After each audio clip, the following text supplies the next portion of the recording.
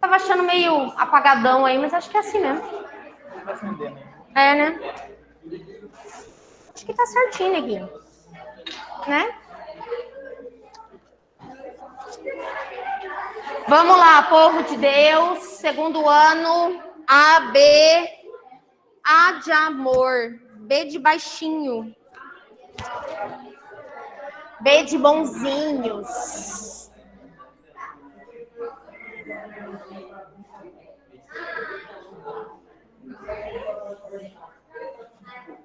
Ó, lá na página 86, segunda série, aqui, ó. Tem ninguém pertinho, não, né? Tá todo mundo separadinho, longe do Covid. Todo mundo bonitinho. Para quem tá em casa, estão me ouvindo? Tudo bem? Dá um sim aí. Sim, tudo bem. Então, lá na página 86, eu estava lendo quando o sinal do recreio, do lanche, tocou. Então, vou terminar a leitura e aí eu respondo com vocês as questões 1 e 2. Vamos lá. Bom, era uma entrevista e nessa entrevista constava... nessa entrevista constava o tema da transgressão das leis no Brasil, né? Inclusive, ele justifica isso com questões históricas. Aí a última perguntinha era: por que temos leis tão boas na teoria e muitas vezes pecamos na prática? Que é aquela questão, a gente sempre costuma dizer, né? Na teoria é uma coisa, na prática são outros 500. Há uma enorme dose de hipocrisia nas relações entre a sociedade brasileira e suas instituições. As pessoas criticam a corrupção, a ineficiência e a falta de transparência no governo, por exemplo, mas não agem de forma muito diferente nas suas vidas particulares. O mesmo cidadão que critica a corrupção e a troca de favores no Congresso Nacional e acha que todos os políticos são corruptos por natureza, às vezes topa oferecer uma caixinha para o policial rodoviário que o flagrou fazendo uma ultrapassagem proibida. É como se houvesse nas relações individuais uma ética superior às coletivas, expressadas na política e no funcionamento das instituições, o que não é verdade. Na prática, as instituições nacionais são um espelho da média da sociedade brasileira. O Congresso Nacional nunca será mais corrupto ou menos corrupto do que a média da sociedade brasileira. Deputados e senadores corruptos não caem do céu, mas são eleitos por eleitores que, por ignorância ou convicção, aceitam a prática da corrupção. Ou seja, direta ou indiretamente, né? Todos nós, antes de sermos políticos, somos transgressores, né? Somos corruptos. É isso que o texto quer reforçar. Primeira questão, essas duas questões são abertas, são da UERJ. Vamos lá. Na primeira fala, ao abordar a formação histórica da sociedade brasileira, o entrevistado aponta duas diferentes razões político e sociais responsáveis pela cultura transgressora no Brasil. Responsáveis, políticos e sociais. Lá naquela primeira perguntinha. Destaque-as e em seguida explique de que forma o entrevistado relaciona essas duas razões à cultura transgressora. Vamos fazer junto? Deixa eu digitar aqui para vocês. Deixa eu aumentar essa fonte. Tô achando muito pequenininho esse trem. Nem eu tô enxergando. Então, ele quer saber primeiro, são duas perguntas, né? Primeiro, ele quer saber o entrevistado aponta diferentes razões políticos sociais. Então, políticos sociais, vamos colocar lá. Número 1, perdão. As razões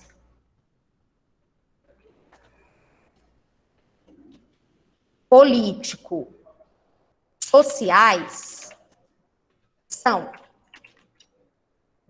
respectivamente,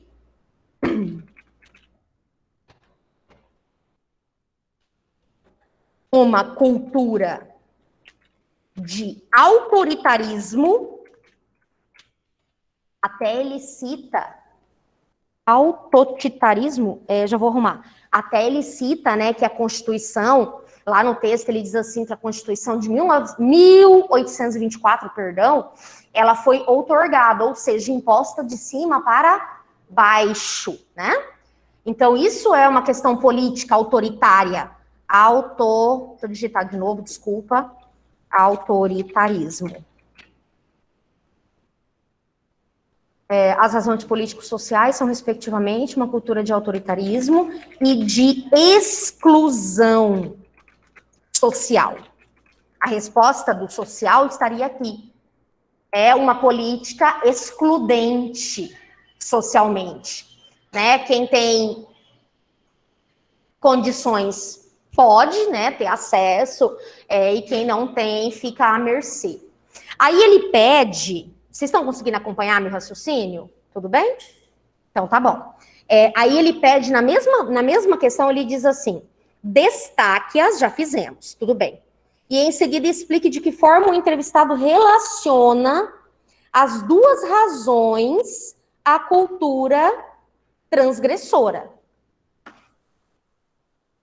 Então, vamos colocar assim, o entrevistado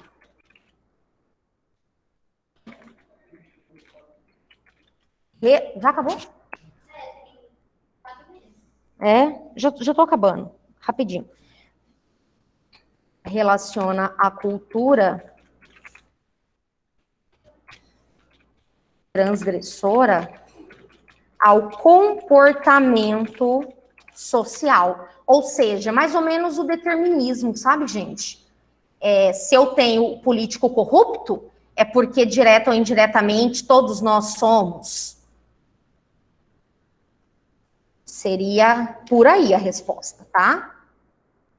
Vou deixar ela bonitinha aqui.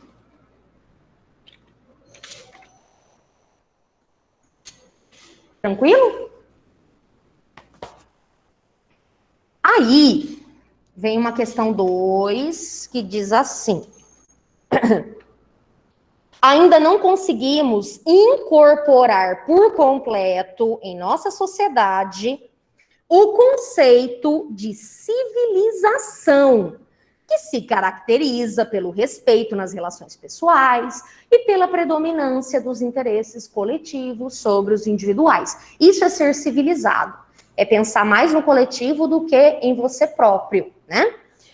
Explique por que, segundo o ponto de vista do entrevistado, os brasileiros ainda não teriam incorporado o conceito de civilização e, em seguida, transcreva da última fala, que está lá da linha 47 até 63, uma frase completa, em que ele mesmo exemplifique essa afirmativa. Então, primeiro ele pede para explicar por que o povo não é civilizado, né?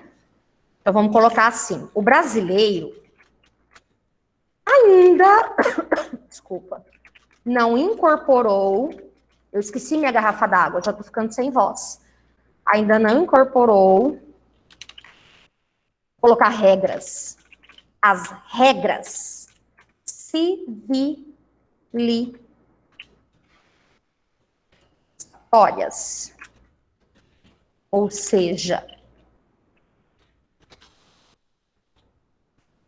não vivencia um pleno processo de acolhimento e respeito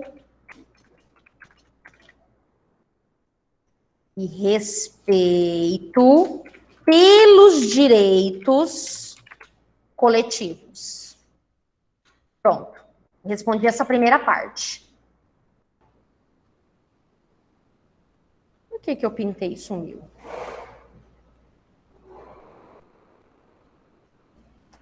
Sei lá. Aí ele diz para você usar uma frase para justificar. Transcreva da última fala uma frase completa, em que ele mesmo exemplifique essa afirmativa. A gente pode colocar essa aqui, ó, da linha 56.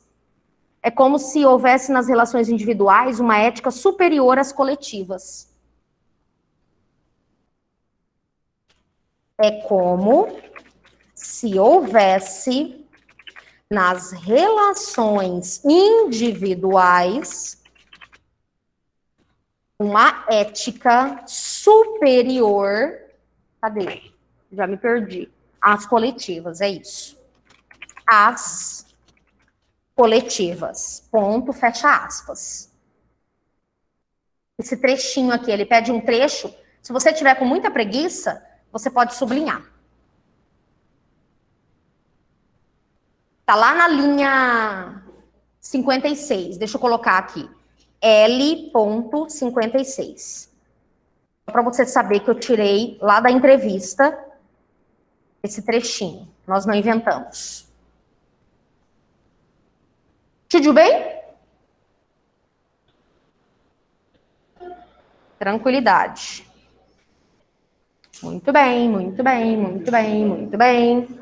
Agora, aí em casa tá tudo bem? Tudo tranquilo? Tudo certo. Então, tá bom. Na aula anterior tinha 63, agora tem 66. Teve gente que acordou, de certo, né? Acordou, parou a chuvinha, já pode acordar. Tava bom hoje cedo para dormir. Tava muito bom. Volto. Desculpa, aqui. Vamos lá. Eu não vou fazer a 3, agora eu vou para 5. Página 87, questão número 5. Eu vou anotar aqui mesmo, porque essa questão é de X. Página 87.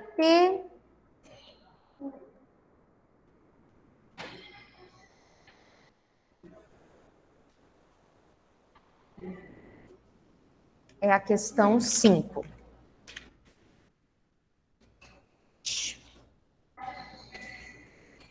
Tá. A gente registrando aí as respostas.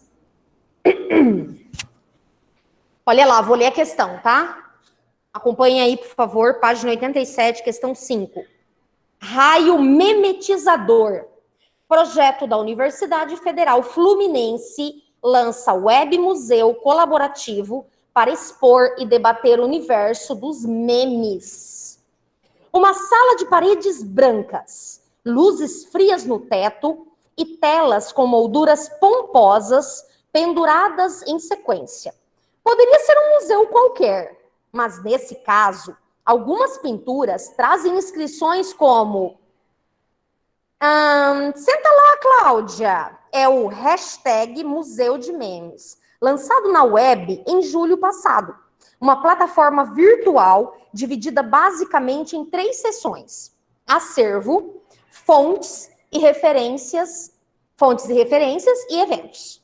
Tudo começou em 2011, quando Vitor Chagas, professor de estudos de mídias, identificou o grande interesse dos alunos em estudar memes e começou a reunir material e a pensar em propostas para discutir o tema.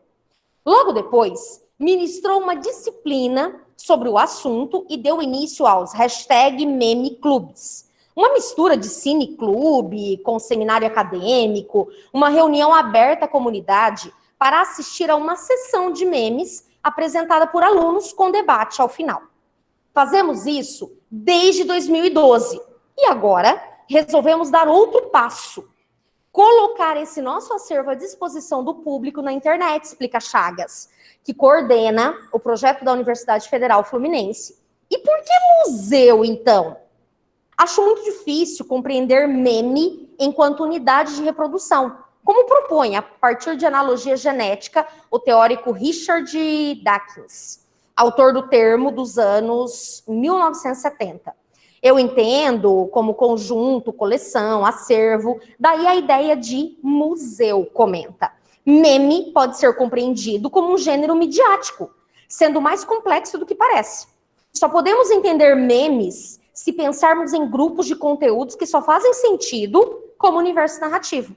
Meme não é uma foto legendada e isolada, mas um conjunto de fotos legendadas. com gramática própria, criando idioma particular, desenvolvendo personagens, explica Chagas. Tá aí um gênero que faz super parte do cotidiano de vocês, né? Que são os memes, que é um gênero, sim, de redes sociais, é um gênero das mídias. E para que eu entenda um meme, eu preciso estar atualizado. Um meme, por exemplo, às vezes eu vejo memes do Big Brother Brasil. Eu não os entendo. Por quê? Porque eu não acompanho o Big Brother. Né? Então, eu preciso estar antenado às situações, tanto da mídia, quanto sociais, quanto políticas, para que eu entenda o universo dos memes. Se eu não acompanho isso, dificilmente eles farão sentido. Né?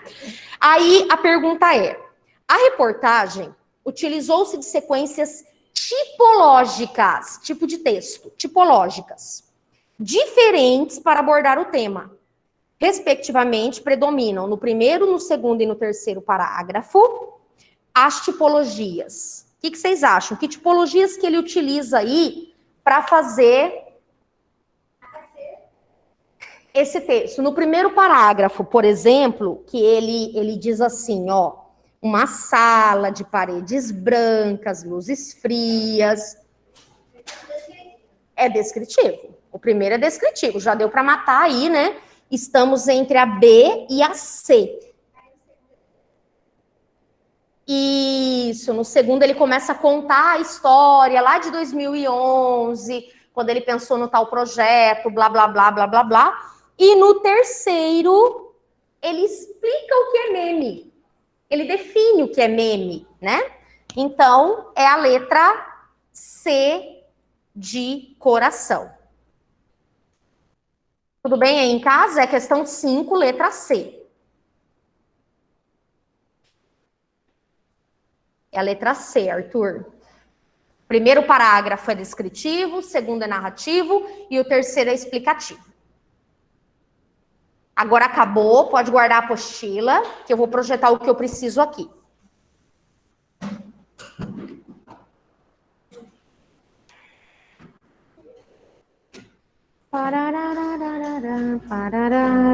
Deixa eu deletar isso aqui. Aqui é a análise textual desta redação.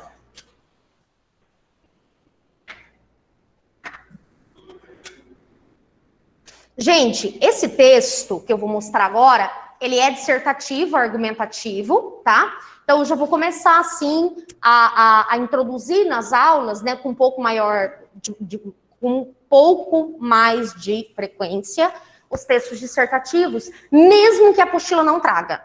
Vocês vão perceber, né, do que a apostila fala. Notícia, reportagem e entrevista. Para a gente não ficar só nisso e pensar também, né, nos vestibulares, porque na semana que vem eu quero aplicar uma dissertação. Então, eu falei, hoje eu já vou levar um texto dissertativo para eles darem uma olhada, né? Essa redação é de um aluno nosso, um ex-aluno, aqui do referencial mesmo, né? Na época, em 2019, eu dava aula no cursinho, né? E o Thiago foi meu aluno, ele tirou 980 nessa redação do Enem e ele está na medicina da UFMS. Vou ter que voltar aqui, senão não... Ela também foi minha aluna, Vitória. Ela tirou 950, mas na redação do passe. Ela entrou pelo passe, ela também está na medicina. E foi em 2019 também. Foi minha aluna de terceira série. Ela, uma aluna, parece-me que veio... Não sei se é ela que veio do interior ou de Mato Grosso, mas ela era bem engajada, assim, ela gostava de escrever, ela era participativa, assim, das aulas. Bem legal.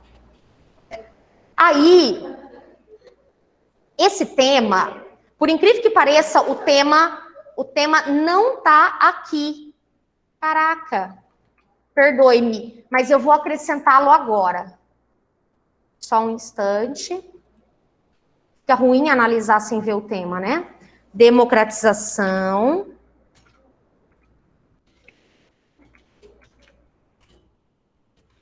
do acesso ao cinema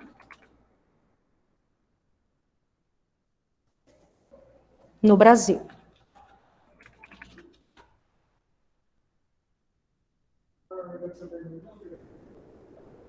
Não, o título é facultativo no Enem. Eu inclusive aconselho os meus alunos a não colocarem, porque a partir do momento que o aluno coloca, ele determina a correção, entendeu? Aí se é um título meio,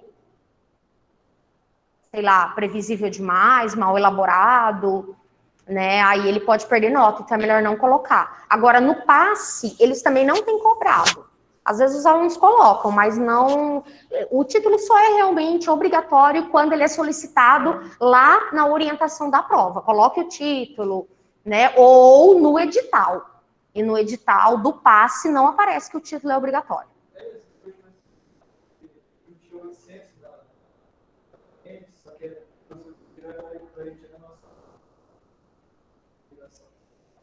Então, o que aconteceu na UEMS? O resultado saiu na segunda de manhã e o tema da UEMS foi os vínculos harmônicos entre o desenvolvimento econômico e a sustentabilidade para o futuro da humanidade.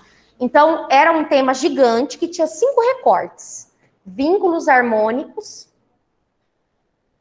questão econômica, questão sustentável e o futuro da humanidade. Aí, se o aluno falasse só de economia e sustentabilidade, falar, eu já falei do tema, mas não relacionasse a harmonia, os vínculos, ao futuro, ele poderia tangenciar. Foi o que aconteceu com muitos dos meus alunos que tiraram 5, 5,5, entendeu? Mas no caso, se ele tirou um 8, e aí quem corrigiu esse texto colocou que ele poderia ter tirado uns 950, pode proceder, porque não chegou a ser um tangenciamento, né? Mas, olha, bastante duvidosa a correção, realmente. Bastante. Então, gente, esse foi o tema do Enem, como eu disse, né? E olha que interessante, o tema tem palavras bem importantes, ó. Acesso ao cinema era propriamente, né, o tema. Democratização era uma palavra, um recorte super importante, né? Essa democratização é oportunizar o acesso, é seguir essa ideia da igualdade, da equidade tão trabalhada na Constituição. E cinema, muitos alunos falaram, meu Deus, caiu cinema no Enem. Na verdade, o que caiu foi cultura. Cinema é um recorte de cultura. O acesso ao cinema é o acesso à cultura. Assim como o acesso ao museu, assim como o acesso a saraus, a teatros, entendeu? É cultural. Se você mora no interior e não tem acesso ao cinema, culturalmente, você tem perdas. Entendeu? Se você mora em Campo Grande e não em São Paulo, culturalmente você tem perdas, porque em São Paulo eu tenho as maiores atrações artísticas. Tudo acontece lá, né? Se você financeiramente não tem condições de ir ao cinema, você perde, porque é oneroso, é caro ir ao cinema. É caro, não é só a pipoca que é cara, a entrada é cara. Mesmo que você seja estudante, pagar 15, 17 reais, 12 reais, que seria uma meia entrada, mais o lanche, sai caro para quem é assalariado. Eu não estou pensando na classe média, eu estou pensando no povo. Então, quando eu falo de acesso, quando eu falo do Enem, eu tenho que pensar no povo, tenho que pensar na minoria, né? Para frente. Ó, essa primeira parte dele é a tese, tá? Deixa eu escrever aqui, tese. Que é o primeiro parágrafo. Vamos dar uma lida e ver o que ele fez na tese. Na obra Fugir, de Guy Delisle, o protagonista, privado da liberdade, sonha com o momento em que ele poderia ir ao cinema. Isso aqui é uma obra que tem tanto livro quanto filme, e você vai poder usar no seu texto, deixa eu colorir aqui, como um repertório.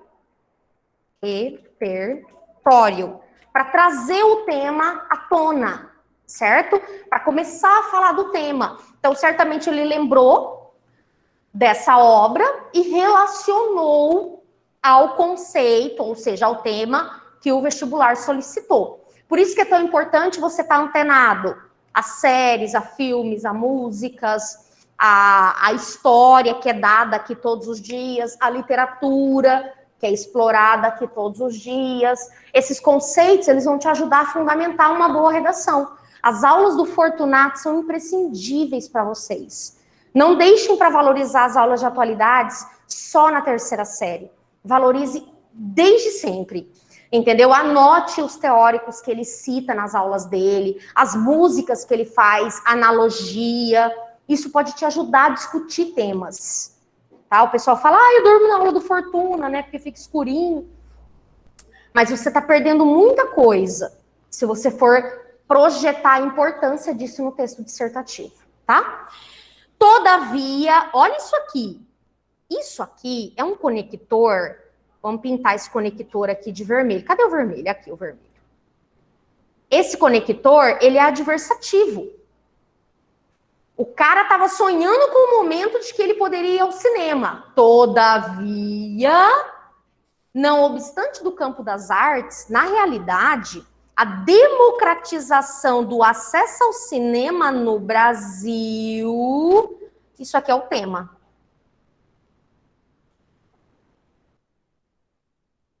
É para ficar azul.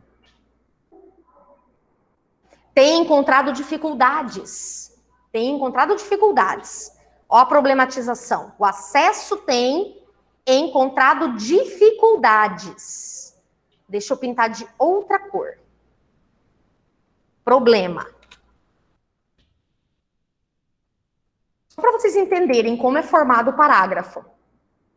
Da ignorância acerca da importância das artes na sociedade e da elitização dos ambientes dos cinemas. Então, aqui eu tenho um projeto de texto.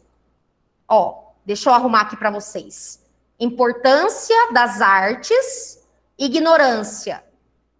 Ignorância. Quero outras cores. Amarelo quase não dá para ver. Por esse amarelo meio estranho aqui. Argumento 1. Isso aqui é um projeto de texto. Elitização do cinema. Argumento 2. Argumento... Lohane, argumento 2. Isso tudo aqui, tanto o amarelinho quanto o azulzinho, é chamado de projeto de texto. O que é projeto de texto, Lohane? É seleção argumentativa. Eu vou ler o texto inteiro e você vai perceber que esse menino falou da ignorância sobre a importância das artes, quando é ignorância no sentido de desconhecimento. Se eu não gosto de arte é porque eu não conheço a arte. Se eu não gosto de cultura é porque eu não tive acesso a ela. Aí eu digo, nossa, que estranho, eu não gosto disso. Claro, você não entende. Quando a gente não entende, você se esquiva, né? Você fala que não gosta, que não curte, para não assumir que não entende. E a elitização do cinema. Por que elitização? O que eu acabei de dizer, o custo. Só tem cinema nas capitais, não existe investimento no interior, né? Enfim, ainda que as coisas melhoraram depois que inventaram o tal do Netflix, né? Porque antes era bem pior. Bom, então, no meu primeiro parágrafo de tese, como eu disse, eu tenho o repertório, que é a obra, eu tenho o tema junto com o problema e tenho o que vai ser trabalhado no argumento 1 e no argumento 2, que é chamado de projeto de texto. Vou colocar aqui o amarelo estranho. Deu para perceber o que tem no primeiro parágrafo? Nós veremos, é claro, várias redações modelo, né? Essa não vai ser a primeira e nem a única que vocês verão. Mas só para vocês começarem a se acostumar com essa estrutura dissertativa, que eu falei já no passado, mas tem aluno novo, é sempre importante reforçar. Olha o argumento 1. Grandão. Em primeira análise, isso aqui, em primeira análise, é um operador argumentativo. Um conector externo. Para começar o meu parágrafo, eu não vou começar assim do além. Eu preciso de um operador, eu preciso de um conector que determine esse início argumentativo. Tá? Em primeira análise, tem uma lista de operadores. Depois eu trago para vocês devagarinho, tá? Para vocês começarem a usar nos textos também. O desconhecimento sobre a relevância que as artes exercem em uma sociedade mantém políticas de investimento e a própria população longe dos cinemas. Olha isso aqui. Você deve estar achando semelhante ao que você acabou de ler no parágrafo anterior, que é ignorância acerca da importância das artes. Olha lá, desconhecimento sobre a relevância das artes, que as artes exercem. Isso aí é o desenvolvimento do projeto de texto. Isso aí é chamado de tópico frasal. Uma frase síntese que nasceu lá do meu projeto. Então, o tópico frasal nasce do projeto. O projeto de texto é mais ou menos assim. Vamos pensar numa situação hipotética aqui. Você tem que escrever uma redação dissertativa e aí vem um monte de coisa na sua cabeça. Aí o aluno diz assim, né? Tem muito essa queixa. Ai, Lohane, eu penso um monte de coisa, eu não sei o que eu escrevo. Por isso que existe o projeto. Você vai colocar lá no seu caderno 10 tópicos sobre o tema. 10. E aí você vai dizer, meu Deus, vou escrever sobre tudo isso? Não. Você vai hierarquizar. Hierarquia. Quais são os aspectos mais importantes para eu explorar no meu tema?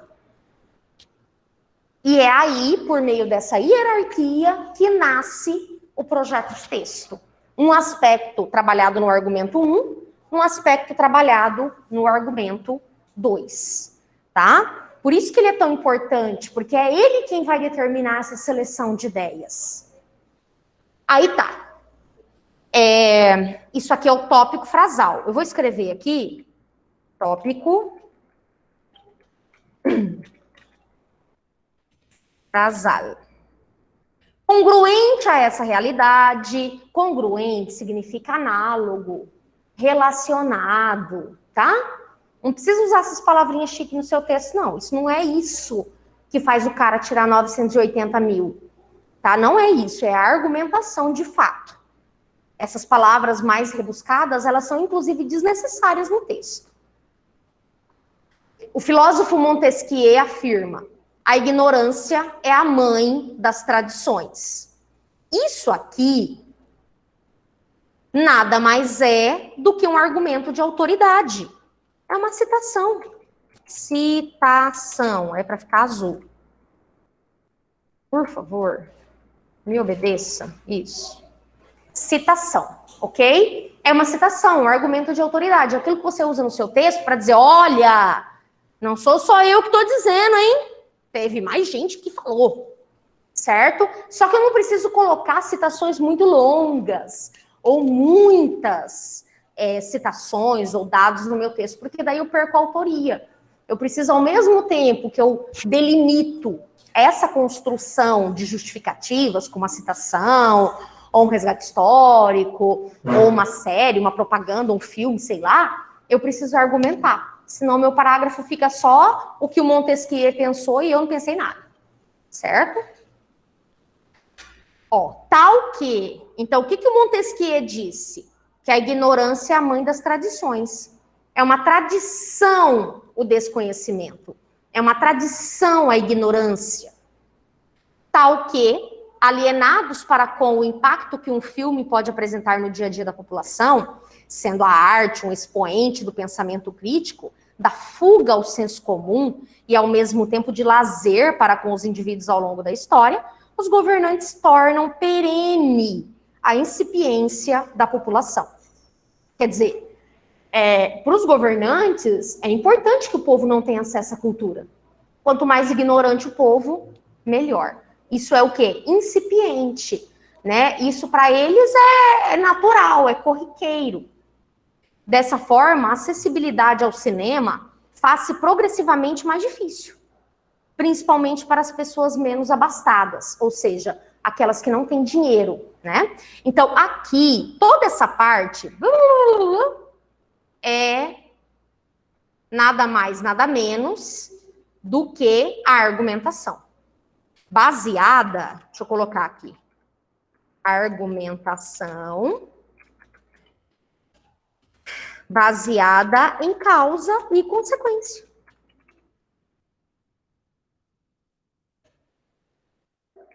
Por que, Lohane? Ele diz assim, ó, o povo está alienado, né? E os governantes mantêm essa alienação, deixando progressivamente mais difícil o acesso ao cinema. Então, é uma argumentação baseada em causa e consequência. Isso aqui é um parágrafo tradicional, clássico do texto dissertativo. Eu tenho tópico frasal, tenho um repertório e tenho uma causa e uma consequência. Só isso, o ponto de vista em si, tá? Olha o próximo. Outro sim, mais um conector externo aqui muito importante. O outro sim é um conector aditivo, tipo ademais. Ele quer dizer igualmente, dessa forma, somado a isso, tá? A transferência dos cinemas para ambientes como shoppings e pátios comerciais transformou as salas de reprodução em um produto luxuoso. Olha lá. Acho que na anterior eu pintei de verde. É o tópico frasal. Dá uma olhada aqui, ó. Elitização dos ambientes. Volta lá no argumento 2. Transferência para shoppings e pátios comerciais. Tornou o cinema um produto luxuoso. Vocês viram como existe uma coerência argumentativa entre o projeto de texto e aquilo que o camarada produziu? Isso é importante você construir no seu texto, certo? Você já tem que ter essa noção desde já, ir aprofundando e melhorando isso, para você chegar no terceiro ano mais tranquilo com relação ao que é a redação, entendeu? Você precisa ter um norte. O que eu faço na redação? O que eu preciso colocar na tese, afinal de contas? Né? Sabe aquela coisa como que eu começo? O que eu preciso pôr aqui? O que eu preciso pôr no argumento? O que realmente é imprescindível aparecer no meu texto? Tá? Aí, nesse sentido, o pensador Marshall McLuhan diz: o homem cria as ferramentas e as ferramentas recriam o homem. Mais uma citação aqui, ó, do tal do Luhmann, em que eu tenho, mais uma vez, um repertório, né, um argumento de autoridade. Desse modo, aí vem a argumentação.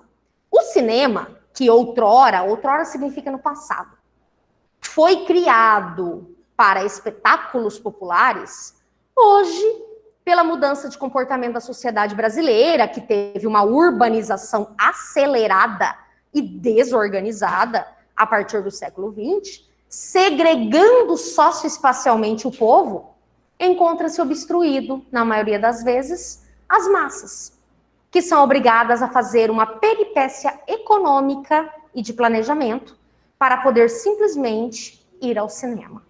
Ou seja, o cinema passou a ser elitizado e se você quiser ter acesso a ele, meu amigo, você tem que economizar, sabe? Você vai ao cinema uma vez na vida, outra na morte. Vocês devem conhecer pessoas que nunca foram ao cinema, confere? Como avós, não digo jovem, não da geração de vocês, mas lá do passado, avós, pessoas mais maduras, que nunca tiveram acesso ao cinema. Sim, exatamente. Principalmente os que moram no interior. Exato. Não tem acesso, porque não tem o cinema. Às vezes não é nem questão econômica, é porque nem tem, né? É, chamada? Não sei. E o que tem? Vai acabar a aula?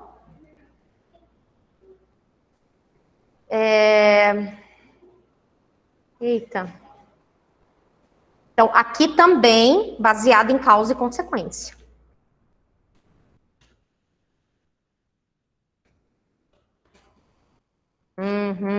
Então, eu vou deixar para mostrar a intervenção na aula que vem, porque daí eu quero mostrar as partes, o agente, o que vai ser feito, como vai ser feito, finalidade, bonitinho para vocês terem uma noção, tá? Então, vou parando por aqui. Olha lá, um restinho de semana abençoado. Não coloque limite nos seus sonhos, coloque fé.